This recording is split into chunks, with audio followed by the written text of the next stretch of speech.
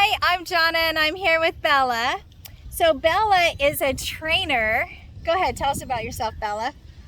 So I've been working with alligators for about 2 years now, a little over 2 years. I've been hands-on training them, part of their daily upcare, enclosure, husbandry, everything like that. So it's been awesome. Yeah, I do this with Anne's Angels out here whenever I get the chance. I love it. It's an awesome way to help people and give people opportunities that they wouldn't normally have. That's cool. So my husband's been telling me, oh, Jonna, you gotta meet Bella, because anybody who knows me knows I love alligators. And I would not say I'm afraid of alligators. I do respect them. I do respect them, but I'm not afraid of them. I truly love alligators. I think it's important for a lot of people. You have to have a healthy fear. You know, you have to have the understanding that these animals can be very dangerous. You know, Right. there's a boundary that you have to keep with them. But it's a healthy fear. You know, we don't have to be afraid to get in our waters here in Florida necessarily. You know, if you know there's alligators there, it might be best not to. But as long as you maintain the healthy distance and you respect these animals and that they were here before we were, you know, it's a healthy fear is the best way I like to describe it. All right, so all good tips. So I paddleboard a lot with my dog, and sometimes we are kind of close to an alligator and people will freak out in my videos. But the way I see it is there's gators everywhere, and you would not even know there's a gator there. I would rather know there's a gator there, and I'm watching the gator and I'm reading that gator.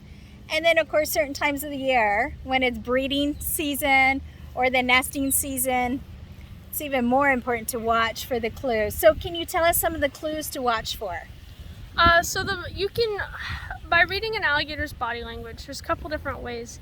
An alligator, if it is coming at you for food, it's going to come with haste, if that makes sense. They are ambush predators. So they're going to lay in wait until they feel it's the prime opportunity. And that's going to be whenever they come at you at their full speed. You know, if it's on land, it's usually about 6 to 9 miles an hour. But it's only for a short burst of time. So as long as you keep moving away from the alligator, odds are you're going to outrun it. It's whenever you stop and try to, pet it or mess with the wildlife I've heard some wild stories, Yeah, I've never tried to pet an alligator. That's beyond. You're truly putting yourself in that dangerous position. Alligators are naturally afraid of humans. Yeah. So they're never going to come up to you really out of curiosity unless you're lingering in their area for a while. And that's just because it's something new in their area. So you say they'll never come up out of curiosity, but I find that gators do, like in my lake. Like I'm on my paddleboard and they're like, what's this? And I can tell that they're being curious because they're slowly checking me out. Yeah. You know, they're swimming. If they see an object frequently, if it's something like that they see regularly, they are going to get curious about it. But if it's just like a one time you're paddleboarding through, that alligator's going to run away from you. Now if they start seeing you in your paddleboard and they realize you're not really harming them, then it's going to be more of a, what is that? It's something I don't have to be scared of. It's not endangering me, and I've seen it enough to know that it's not endangering me right now. So then it's going to turn into, okay, what is that? And that's whenever they get kind of curious. Most of the time they're going to come check you out and leave. It's never really a situation I recommend you put yourself in, because every alligator's different. So one alligator might see your paddleboard and be like, I don't like this thing, I'm going the other way. Another alligator might see it and be like, is that food? Because they brain's the size of a walnut. Yeah. Well, and you get the fishermen, that's something you'll commonly see in these lakes here, is people are fishing and the alligator's hanging out by the boat because they're trying to get easy fish. And so they learn, they are very easily trainable animals. It's just like training a dog. It's all about positive Bella reinforcement. said it's easier to train an alligator than a dog. It's true, in my opinion. But I also have a very stubborn Australian Shepherd, so There you go. But so, if they learn, you can accidentally train alligators in all the wrong ways if you don't know what you're doing and what you're asking of them, and when they're getting rewarded, So if an alligator learns that, okay, if I sit by the base of this boat, I'm gonna get a fish, that's where they're gonna be drawn to, you know? Their brain's gonna be like, oh, a boat, I get fish if I go sit under that, you know? Yeah, I think that happens a lot. 100%. I think, so we don't mean to feed alligators, but in a way, we are feeding them, just not intentionally.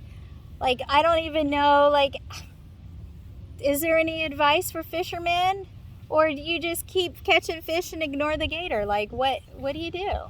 Honestly, best bet, I guess, is just to keep, because I mean, you can't say, oh, you can't fish in a lake that has alligators, you know, because That'd be no lakes. exactly. So I mean, honestly, best bet is, you know, best advice you can give them is if you do have a fish on your line and an alligator does grab it, cut your line, you know, leave it be, you know, and then move somewhere else so that alligator doesn't relate you with that, getting that fish, you know what I mean? That's a little hard if you're fishing off your dock. 100%. Yeah. And that's Not only that, but then it's your property too that they're being drawn to. Yeah. I mean, it's a tricky situation. There's gonna be times where it's unavoidable. You know what I mean? Like, you can't just always guarantee there's not an alligator sitting there as you're reeling your fish in. You know? For sure.